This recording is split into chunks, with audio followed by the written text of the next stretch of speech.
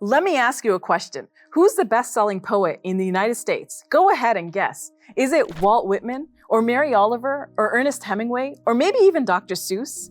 Guess again. The best-selling poet in the United States of America is a Persian Muslim. His name, Jalaluddin Rumi. Know why he's so popular? Because his poetry reflects universal themes, things like love, creation, devotion, and death. His messages cut across social and religious divides. They appeal to everyone. Coleman Barks is the man responsible for the most well-known translation of Rumi's poetry. Barks played a huge role in making him the best-selling poet he is today. Barks' translation sold more than 2 million copies worldwide. They were translated into 23 languages. The problem is, Rumi's works lost some of their integrity in the process. Rumi grew up practicing Sufi Islam. He was a devout and pious man. He later became a scholar of the Quran and of traditional Sunni law. This important aspect of him, his religiosity, is missing in Coleman's translations. If you're unconvinced, take a look at this popular Rumi poem translated by Coleman Barks. Out beyond ideas of right doing and wrongdoing, there is a field. I will meet you there. Now take a look at this translation by Persian Poetics on Twitter. Beyond Kufr and Islam, there is a desert plain. In that middle space, our passions reign. When the Gnostic arrives there, he'll prostrate himself. Not Kufr, not Islam, nor is there any space in that domain. Notice the difference. Unlike Coleman's version, the Persian original doesn't make reference to right doing or wrongdoing. The original words are iman and kufr, meaning faith and disbelief. Here's Coleman's version of another famous Rumi poem. Come, come, whoever you are, wanderer, worshipper, lover of leaving, it doesn't matter. Ours is not a caravan of despair. Come, even if you have broken your vows 1,000 times, come, yet again.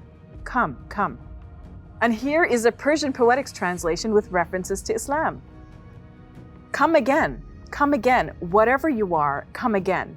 If you're a kafir or idol worshipper, come again. This home of ours is not a home of hopelessness. Even if you've repented 100 times, come again. Barks admitted that he didn't think the Islamic aspect of Rumi's work was all that important. He thought it would just complicate things. It would make Rumi's poetry difficult to understand and relate to. So what's the big deal? Why should we care? Well, 4 reasons. First, Rumi was a Muslim scholar, but he didn't follow widely accepted standards or beliefs. Hiding his Muslimness hides his unique way of thinking. Second, it hides the fact that Islam allowed for this diversity of thought and scholarship.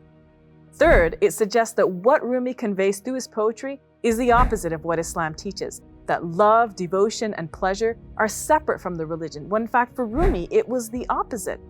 His poetry arose out of Islamic teachings. In Coleman's works, the religion of Islam is conveniently replaced with a vague religion of love, as if the two are mutually exclusive. And finally, some Muslims are turning away from Rumi and rejecting his scholarship because they're misled by popular translations that make him seem like a heretic. There's reason for optimism though. Rumi's most well-known poem is the Masnavi. It's being translated by Rumi expert Jawed Mujaddadi. Mujaddadi offers the most faithful translation of Rumi's work. And the translator behind Persian Poetics, Shahzadeh, has an initiative he calls Rumi Was Muslim. Shahzadeh and another translator, Zirar, are working to make sure Rumi's works are translated accurately and understood in the context of his faith and culture. Rumi's legacy is one that unites people of all faiths, not in spite of his Muslim background, but because of it. No one has to be Muslim to enjoy his poetry, but without reference to Islam, we miss the opportunity to see how religion can inspire literature that transcends boundaries and transforms our understandings of the world. I'm Safiya Ali for Let the Quran Speak. If you enjoyed this video, click like and subscribe, and please donate to support our work at QuranSpeaks.com.